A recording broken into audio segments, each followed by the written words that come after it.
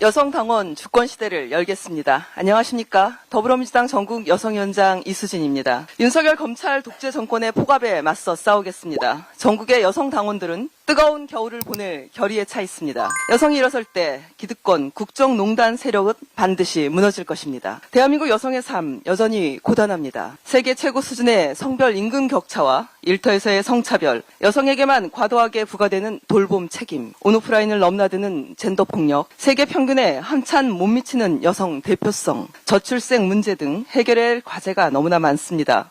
다음 주 11월 25일은 유엔이 정한 세계 여성폭력 추방의 날입니다. 하지만 우리나라 여성의 40%가 성폭력을 피해를 경험하고 있습니다.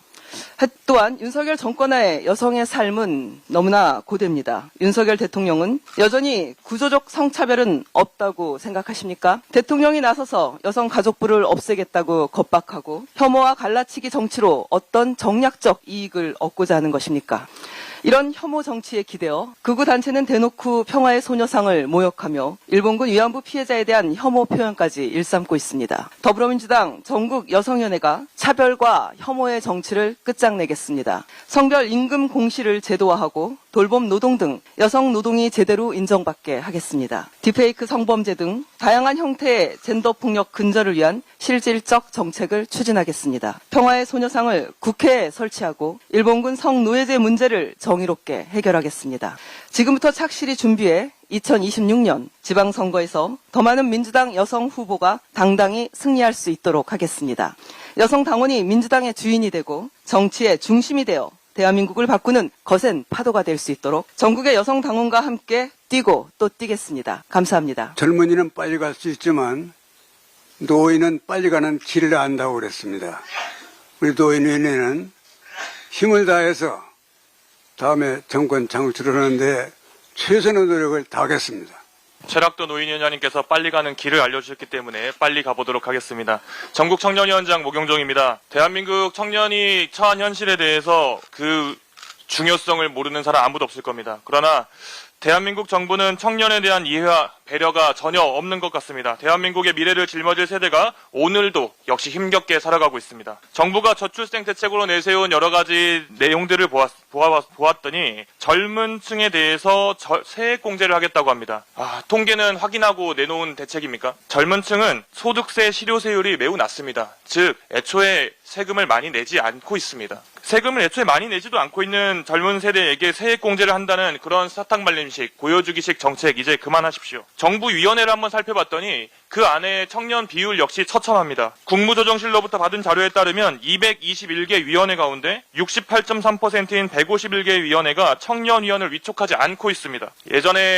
예전부터 이런 말이 있습니다. 청년의 문제는 청년이 가장 잘 안다. 청년의 문제 해결책 제시도 청년이 가장 잘할 수 있습니다. 더 나아가서 한마디만 덧붙이겠습니다. 지금 대한민국이 처해 있는 대한민국의 문제도 청년들이 가장 잘 해결책을 제시할 수 있습니다. 창의력도 통찰력도 없는 보여주기식 정부의 청년 정책 정말 최악입니다. 민주당이 한번 보여주겠습니다. 더불어민주당 전국청년위원회가 어떻게 대한민국의 문제를 풀어나가야 되는지, 어떻게 하면 되는지 대한민국 문제의 해결 방안을 더불어민주당 전국청년위원회가 보여주도록 할 테니 한번 잘 보고 배우시고 벤치마킹 하시기 바랍니다. 골프장 가서 골프 치실 게 아니라 대한민국의 삶, 청년의 삶을 돌보십시오. 이상입니다. 안녕하십니까. 더불어민주당 신임 전국 대학생위원장 봉건우 인사드립니다.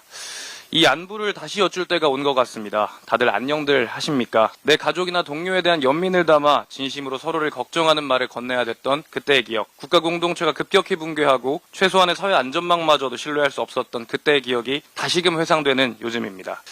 동료 시민들의 안전을 묻는 그 인사 또한 한 대학 캠퍼스에서 처음 시작되어 들불처럼 전국으로 번졌습니다. 그리고 많은 시민들을 위로했습니다. 답답하고 절망스러운 현실 속 우리의 마음을 가장 잘 표현할 수 있는 절묘한 한마디였기 때문이었으리라 생각합니다.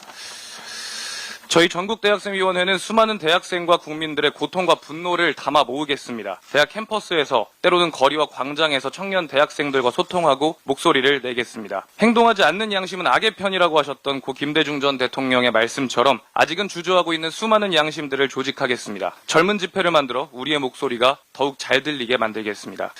더 이상 손 놓고 지켜볼 수 없는 정국입니다. 주권자 국민이 부여한 권력으로 호가호위만을 일삼고 국정을 사적으로 유린하는 윤석열 정권에게 꽃이 열흘을 붉을 수 없는 것처럼 자신들이 가진 권력 또한 유한함을 똑똑히 보여줘야 합니다. 전국에 계신 대학생 여러분과 동료 시민 여러분들께 간절히 호소드립니다. 정의, 공정, 상식이 통하는 나라를 위해 더 적극적으로 나서주십시오. 시민의 힘으로 오만한 권력을 심판했던 그때처럼 힘을 모아주신다면 그 선봉엔 저희 더불어민주당 전국대학생위원회가 서겠습니다. 감사합니다. 전국장애인위원장, 소리로 보는 시각장애인 국회의원 서미화입니다.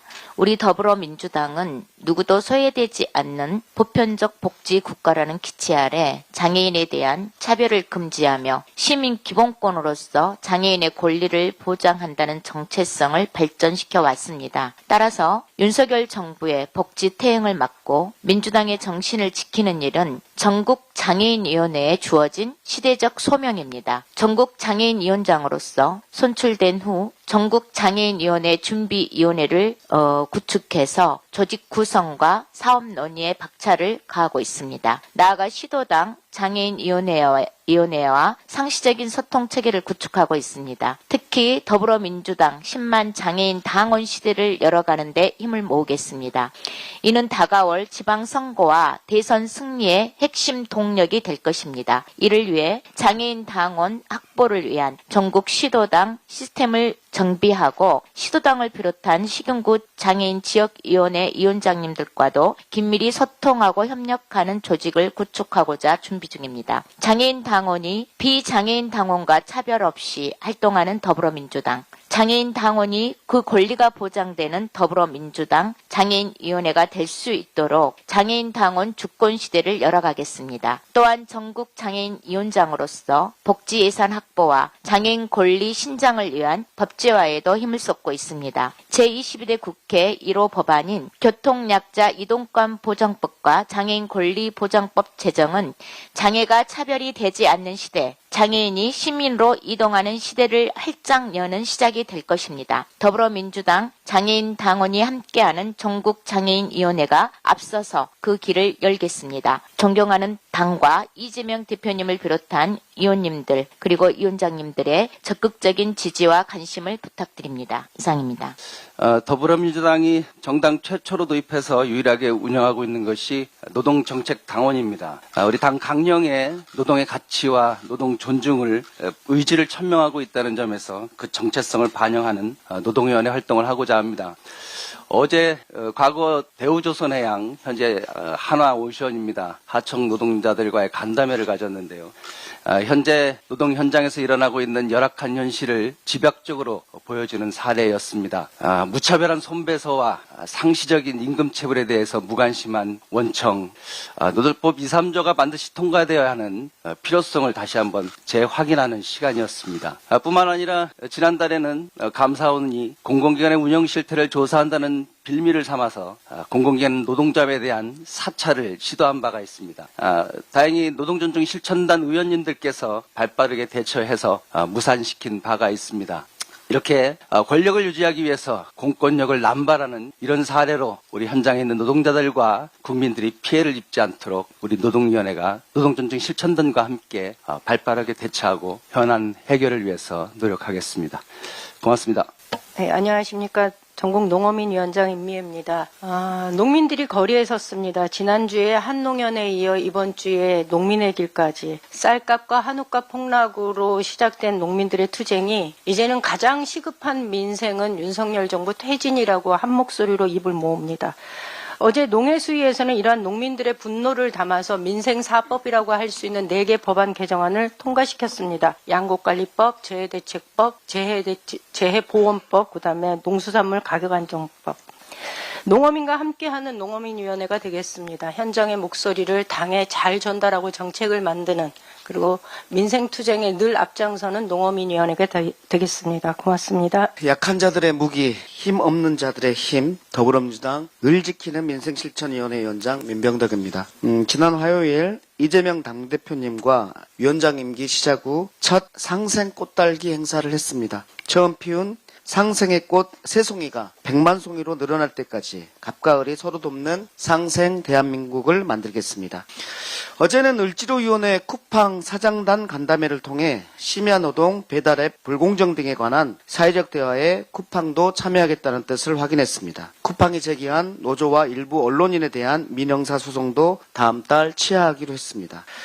갈 길이 멀지만 쿠팡이라는 유니콘의 뿌리, 약자를 찌르는 무기가 아니라 동반성장의 도구가 되도록 을지로위원회가 노동자 협력사와 끝까지 함께하겠습니다. 을지로위원회는 서민과 중산층의 정당, 국민의 기본적인 삶을 보장하는 기본사회를 꿈꾸는 우리 민주당의 정체성입니다. 억울함을 풀어주기만 하는 것이 아니라 억울할 일 없는 구조를 만드는 을지로위원회가 되겠습니다. 을들이 단결해서 갑과 상생할 수 있는 힘을 만들겠습니다. 고맙습니다. 사회적 경제위원장 복귀왕입니다.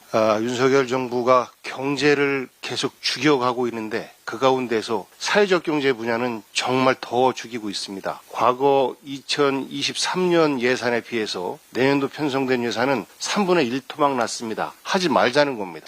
투입 대비 성과로 보면 사회적 경제에 대한 투입이 정말로 효율적이다라는 이미 성과에 대한 판정이 났는데 그럼에도 불구하고 사회적 경제는 사회주의 경제다라고 하는 이상한 사고를 갖고 있어서 그런지 안 하고 있습니다. 현장 우리 사회적 경제 분야에 있는 분들은 너무 힘들어합니다. 그래서 그분들의 목소리를 함께 하면서 싸우겠습니다. 사회적 경제를 지키고 살리기 위해서 지금은 우리가 힘들지만 열심히 함께 노력해서 그 분야에 있는 분들과 정권 교체 핵을 이뤄내고 그리고 2년 후에 있는 지방선거에서 지방 일꾼들이 공통으로 공약을 만들어서 지역경제의 사회적 경제의 활성화를 먼저 해내면서 우리 대한민국 사회의 사회적 경제를 활성화시키는데 우리 민주당 사회적경제위원회가 그 중심에 서겠습니다. 감사합니다. 전국 소상공인 위원장 오세입니다. 우리 경제가 근간이 흔들리고 있다는 지표는 많이 발표되고 또 보여지고 있습니다. 특히 소상공인 자영업자들은 피할 수 없는 벼랑 끝에 몰려 있습니다. 매출 진작을 위한 판로는 개척도 난관입니다. 유통의 온라인 옮겨가면서 디지털 환경에 적응하지 못하는 소상공인들이 도태되고 거대한 온라인 플랫폼에 갑질로 고통을 받고 있습니다. 최근 배달 플랫폼에 우리 사유 이슈가 됐지만 많은 갑질 관계로 어려움을 갖고 있고 특히 이 부분은 꾸준한 대응이 필요하고 또 저희도 정책을 만들어서 대응해야 된다고 생각합니다. 엊그제 행정안전위원회에서 더불어민주당 단독으로 지역사랑 상품권이 2조가 통과됐습니다. 저는 마지막으로 우리 경제를 활성화하고 소상공인 골목시장을 활성화할 수 있는 마중물이 될 수 있는 2조를 꼭 지켜서 지역사랑 상품권이 통과가 돼야 된다. 지원은 못하나마 상품권을 만들어서 시장 경제를 활성화하다는데 그걸 누가 어떤 정부가 마다하겠습니까? 저는 이해가 안 되는 부분입니다. 우리 당일에도 꼭 이 부분에 집중해서 지역사랑 상품권은 대응을 해야 된다고 생각합니다. 소상공인 골목상권은 현장에 답이 있습니다. 그래서 기본에 충실해서 지속적으로 어려운 부분을 풀어가면서 제도 개선을 촉구하고 당과 많은 대화로 소통하겠습니다. 감사합니다.